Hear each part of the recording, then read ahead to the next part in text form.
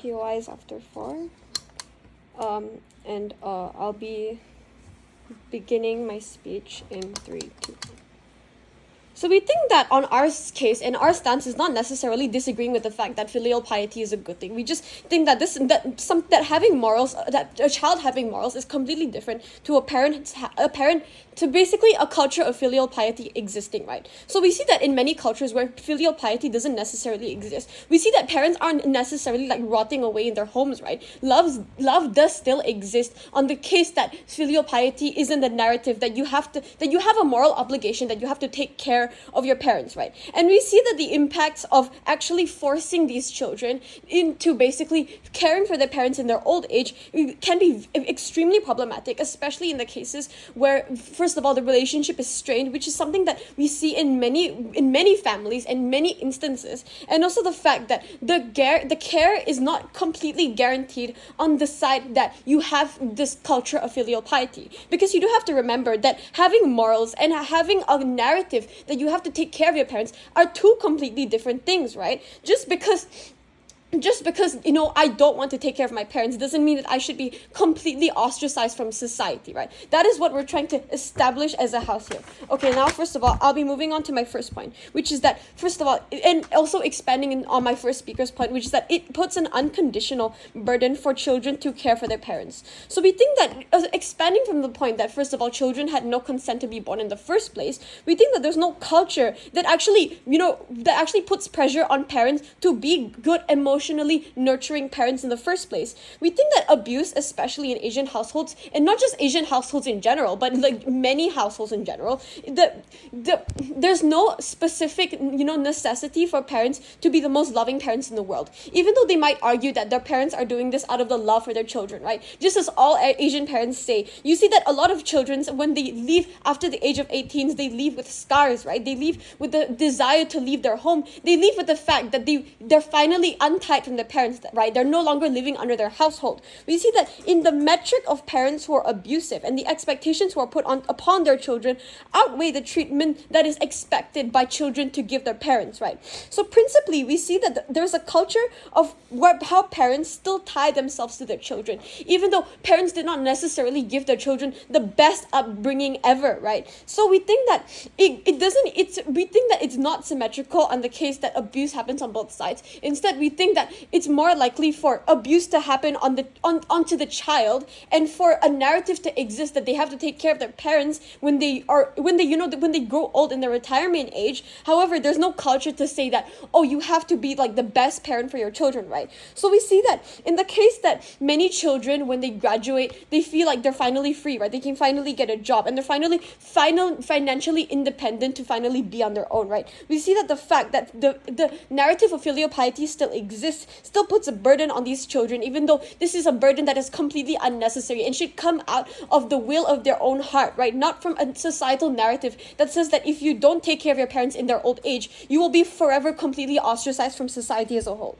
So we think that there's like an unconditional burden for parents to be good parents, and OPCON say that this is something that is unlikely to happen, as we can see that this is very rampant. And in Western societies, especially in the cases where abuse happens in a household, or a child is not given necessarily the best upbringing, right? We see that the moment that they graduate is the moment they are finally free, right? And we think that just because a person took care of you in your childhood doesn't mean that you owe them everything when you go older, right? We see that in a lot of households, especially in Asian households, we see that, no thank you, we see that in Asian households, a lot of grandparents, relatives, teachers, these people who actually play great contributions to your life, especially in the case where parents don't necessarily spend 100% of time for you, which we characterize as some sort of abuse, right? We think that they don't have a responsibility to take care of every nanny that they had, for every grandparent or uncle or teacher that they had, right? So we think that just because they took care of you in your childhood doesn't mean that you have an obligation to take care of them in your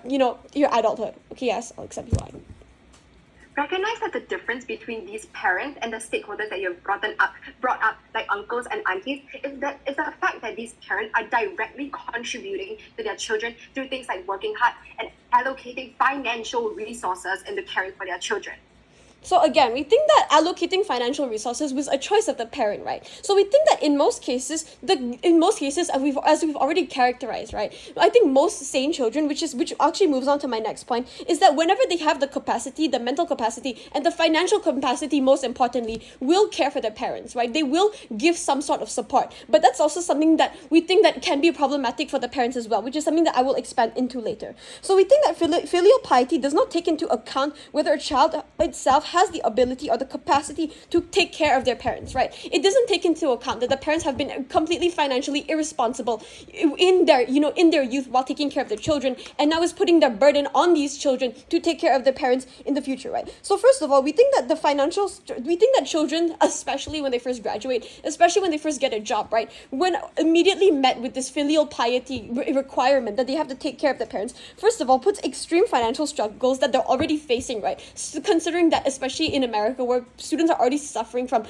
student debt and student loans, it becomes extremely problematic, especially when they want to move on in life, right, and get a proper life and a proper family, right? And we think that parents itself are an even greater burden, especially for parents who are struggling,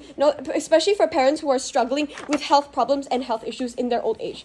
And lastly, we think that opposition, even though they have the guarantee that all children will take care of their parents, doesn't have the guarantee of the stakeholder, most importantly, of the children or the elderly. So we think that considering that you are caring for your parents, right, especially in the cases where the relationship with the child and the parent is strained, right, there's no checks and balances to make sure that this child will spend 100% of their time with their parents, right? Because now we see that, of course, there's nobody actually actively enforcing this, right? So we think that just because there's a narrative doesn't mean that it's actually good for anybody as a whole, because we see that in the case that many children have to go out all day working, right, because they recently graduated and they are basically financially unstable, are more likely to not spend time with their parents. And that's why we think that the case where we actually rely on taxpayers who parents have paid their pensions fund for a reason, right, for nursing homes to take care of these parents, are more likely to receive a greater level of care compared to children, especially with strained relationships,